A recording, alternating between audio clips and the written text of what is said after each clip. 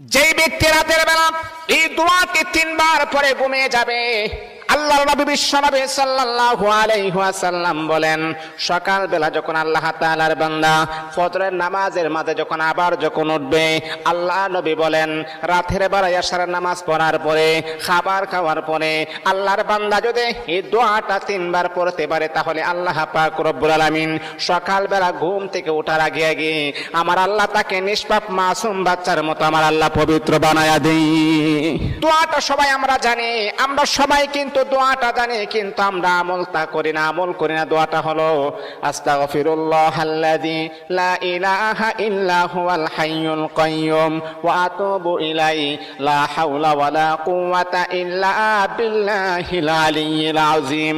3 বার যদি আপনি পড়তে পারি, ইনশাআল্লাহ আল্লাহ পাক রব্বুল আলামিন আমার আপনার জীবনের সমস্ত গুনাহগুলোকে আমার আল্লাহ ক্ষমা করে দিবেন।